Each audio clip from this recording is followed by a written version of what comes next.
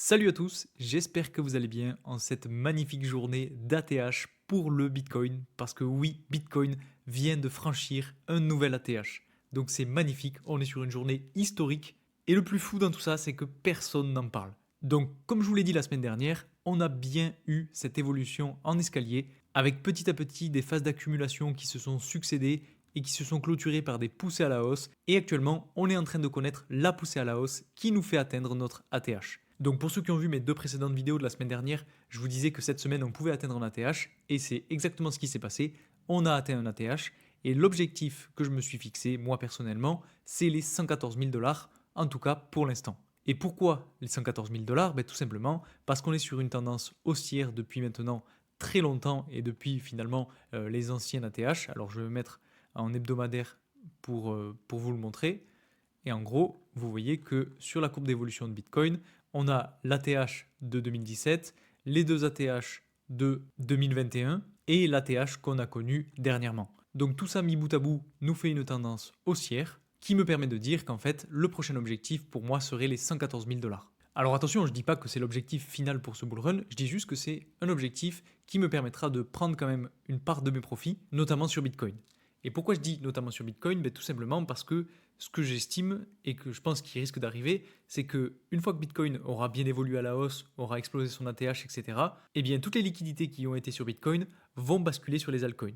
Parce que pour l'instant, même si on a Bitcoin qui explose son ATH, on a des altcoins qui peinent un petit peu à évoluer. Parce que si on regarde ce qui se passe sur CoinMarketCap, on voit qu'en 7 jours, Bitcoin a pris un petit peu plus de 5%, mais que les altcoins derrière n'ont pas forcément ultra bien performé. On a Ethereum qui est à moins 1,30%, XRP à moins 6, bon, on a BNB à 1,80, etc. Vous voyez que les altcoins n'ont pas forcément encore récupéré la liquidité et n'ont finalement pas encore explosé. Donc c'est plutôt bon signe parce que ça veut tout simplement dire qu'on a encore de la place et c'est encore le moment pour se positionner sur certains altcoins de qualité. Donc les altcoins de qualité, je vous en ai déjà présenté un bon paquet, donc pour ça vous avez de la matière. Maintenant, il y en a quand même un autre que je voulais vous présenter et on le verra en fin de vidéo. En plus de ça, pour ceux qui sont sur Telegram, vous avez déjà vu passer les choses, mais en gros, je vous ai partagé plusieurs trades et si on fait un petit peu le point depuis que j'ai commencé à vous les partager, alors je vous ai pas partagé directement sur Telegram les 2 ou 3 premiers, mais en gros, on était sur une belle série avec les 3 premiers trades gagnants. Ensuite, on a pris le premier TP et ensuite on s'est fait break-even. Ici, on est passé à vraiment quelques dollars de se faire déclencher parce que je vous avais dit qu'on avait une belle zone d'intérêt pour repartir à la hausse. Malheureusement, on a rebondi un petit peu plus haut. Ensuite, on avait donc le trade d'hier où on a pris le TP1 et le TP2 et ensuite break-even. Et le trade d'aujourd'hui qui malheureusement était magnifique, mais on s'est fait stop loss à vraiment quelques dollars près. Vous voyez ici, si on se met en 5 minutes, vraiment c'est pas passé loin. Donc c'est dommage parce que malheureusement derrière, le Bitcoin a complètement explosé et a réussi à franchir son ATH. Donc on avait une belle variation de prix qui aurait vraiment été très intéressante si on l'avait prise. Là on était sur du plus de 3%. Donc ça aurait été magnifique. Il y avait une très très belle zone d'entrée, il y avait beaucoup de confluence, en plus on était sur une tendance haussière. Malheureusement, comme je vous l'ai dit, en fait, on est venu chercher de la liquidité sous ce point-là, et en fait on est allé un tout petit peu plus bas que mon stop loss. Malheureusement, j'aurais dû le mettre encore un petit peu plus bas, mais voilà, je voulais sécuriser un maximum. Et voilà, mais dans tous les cas, ça peut pas être toujours gagnant. On avait une belle zone, et on avait réussi à bien engranger sur les précédents trades. Donc bon, c'est pas très grave, un stop loss, ça fait pas de mal, et ça permet de garder la tête froide. Dans tous les cas, je vous le partage actuellement parce qu'on n'est toujours pas venu le chercher et je vous l'ai déjà partagé sur Telegram. Mais en gros, on a une zone là aussi qui peut être intéressante à exploiter parce que si on se met sur un intervalle plus court, on voit qu'on a un order block juste ici qui se trouve pile poil au niveau de la zone OTE.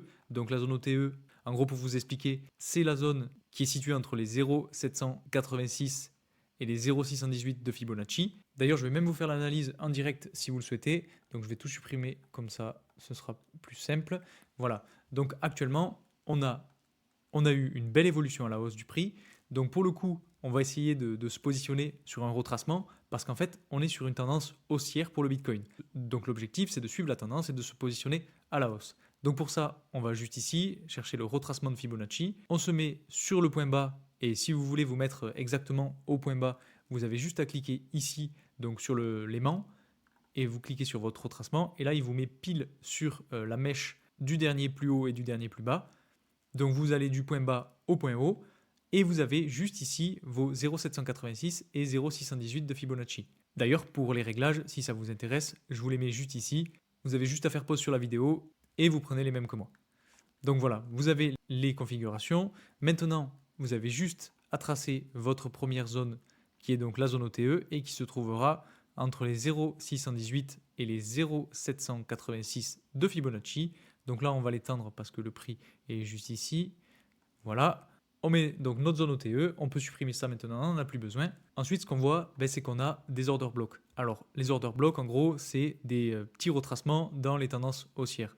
Là, pour le coup, on a eu un petit retracement dans la tendance haussière. Il n'est pas ultra significatif, mais bon, il a le mérite d'exister. Donc, pour l'instant, on va le laisser. Et en plus de ça, il est tout simplement dans la zone OTE. Donc, c'est plutôt pas mal. Ça nous donne une confluence supplémentaire. Et c'est intéressant de le noter. Deuxième chose, et ça, je ne voulais pas partager sur Telegram, mais en gros, on a un autre order block à ce niveau-là sur lequel le prix du Bitcoin a bien réagi. Donc là aussi, vous voyez qu'en fait, c'est plutôt intéressant d'avoir ce type, enfin de tracer ce type d'indicateur pour voir où est-ce que le prix pourrait réagir. Donc là, pour l'instant, on est en train d'accumuler. On a en plus petite time frame une espèce de phase en escalier qui est en train de se créer, puisque vous voyez, on a fait stagnation, évolution à la hausse, et là on est en train de repartir sur une phase de stagnation. Donc on accumule, il se pourrait en fait qu'on ait, suite à cette phase d'accumulation, de la liquidation, donc avec ce concept d'accumulation, manipulation et distribution. Donc ça veut dire tout simplement qu'on aurait une accumulation, peut-être une manipulation pour aller chercher justement notre zone d'intérêt, et ensuite une distribution pour aller chercher encore plus haut, pourquoi pas les 110 000 $. Enfin bref, ça ce serait vraiment le setup parfait. Si ça pouvait se passer comme ça, ce serait magnifique. Et donc, pour finir l'analyse, et pour avoir bien évidemment toutes nos confluences, eh bien on va aller chercher de l'imbalance. Donc, en une minute, c'est pas forcément significatif, même s'il y en a. On va se positionner en 5 minutes. Et en 5 minutes, vous voyez que en fait, on a des gaps qui se sont créés. Et donc, pour les tracer, vous vous mettez sur le plus haut de la chandelle la plus basse et vous allez sur le plus bas de la seconde chandelle qui suit. Alors, je ne sais pas si c'est clair ce que je viens de dire, mais en gros, voilà, ça se joue sur 3 chandelles. Vous avez le point haut de la première chandelle sur laquelle vous mettez votre rectangle et vous l'étendez jusqu'au point bas de la troisième chandelle. Et ça vous fait votre imbalance. Donc pour l'instant, le prix n'est pas retourné chercher ce niveau-là. Généralement, c'est des niveaux que va chercher le prix.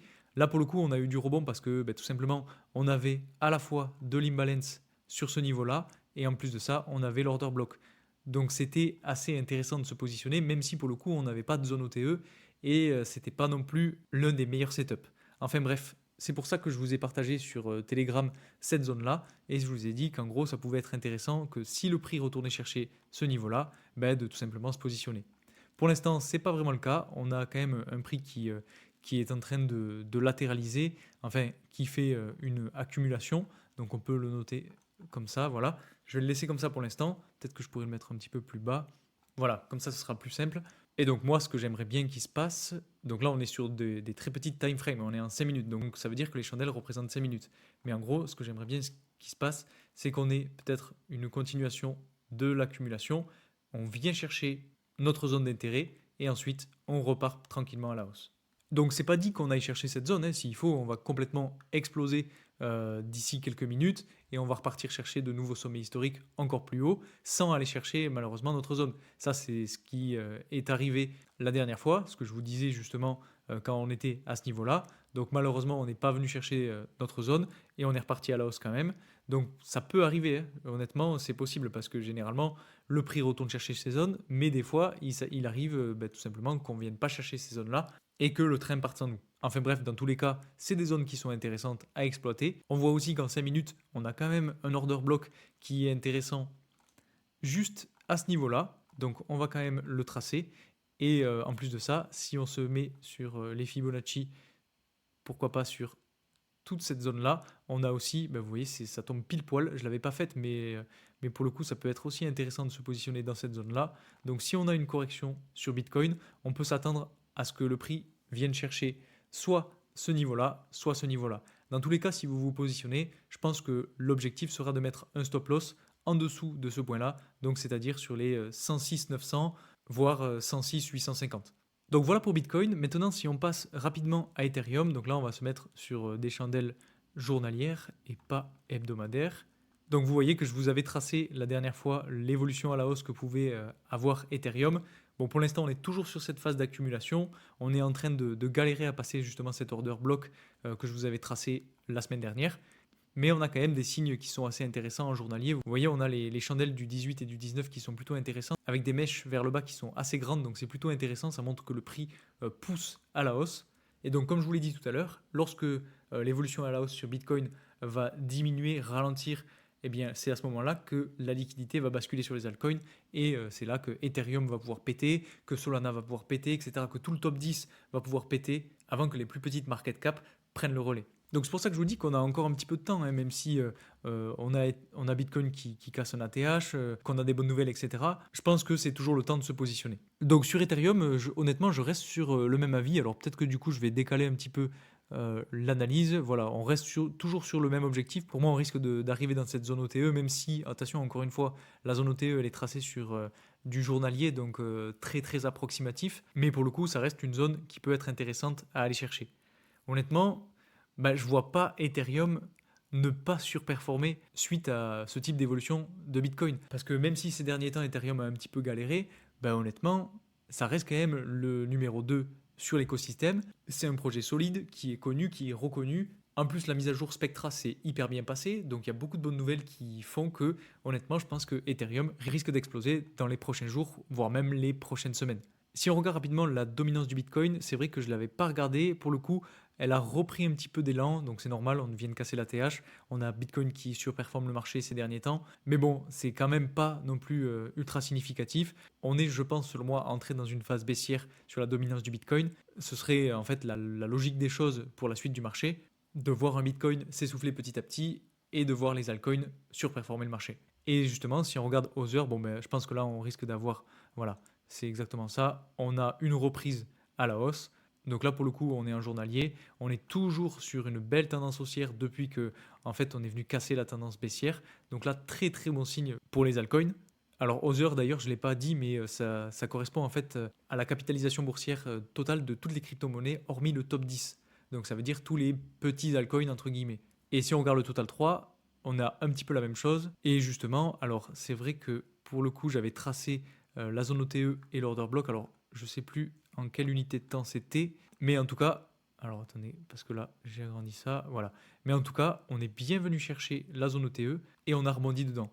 Donc dimanche dernier, donc c'est peut-être dimanche dernier que je voulais présenter, je ne sais plus exactement. Je vous ai fait une vidéo dimanche dernier, d'ailleurs si vous voulez aller la voir, je vous dis exactement ce qui s'est passé sur Bitcoin, ça a été magnifique. Je vous disais même que j'hésitais à remettre le même titre que mercredi dernier, c'est-à-dire d'avoir un ATH la semaine prochaine, et c'est exactement ce qu'on a eu. Donc cette semaine-là, aujourd'hui, on a eu un ATH. Donc c'est très propre ce qui est en train de se passer, et je pense que le fait qu'on soit revenu tester cette OTE et qu'on soit testé et qu'on soit venu tester, oui voilà, l'order block est juste ici, donc on soit venu tester en fait cette zone d'intérêt, je pense que c'est très bon signe pour le total 3 et on risque d'aller chercher, pourquoi pas, les sommets qu'on a juste ici. Donc pour le coup, je vais le tracer rapidement. Donc voilà, on aurait un point à aller casser à ce niveau-là avant de rentrer dans la zone OTE plus long terme, dans laquelle, là aussi, je vous ai déjà dit qu'il faudra se poser des questions. Parce que si on arrive ici avec le total 3, ça veut dire que déjà les altcoins auront bien explosé et on pourra se poser des questions sur certains altcoins. Est-ce qu'on sort, est-ce qu'on rentre, etc. Donc ça, dans tous les cas, je vous tiendrai au courant. Donc n'hésitez pas à vous abonner à cette chaîne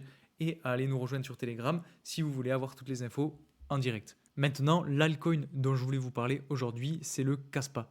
Parce que c'est une crypto-monnaie que je vous ai déjà présentée plusieurs fois sur la chaîne. Je vous avais dit qu'on avait une belle zone d'intérêt à ce niveau-là sur laquelle on est venu rebondir 2 fois avant d'exploser à la hausse et de casser la tendance baissière. Donc là, pour le coup, c'était vraiment chirurgical. J'espère que vous m'avez suivi sur ce coup-là parce que c'était magnifique. Et en fait, le Kaspa fait aussi partie des crypto-monnaies que j'ai dans mon portefeuille. Ça, pour ceux qui suivent la chaîne depuis longtemps, vous le savez aussi. Et je vous en parle parce que tout simplement, un petit peu comme la plupart des altcoins, on est en train de valider une tendance haussière qui est très intéressante parce que vous voyez, en fait, petit à petit, on fait des points hauts de plus en plus hauts et des points bas, eux aussi, de plus en plus hauts.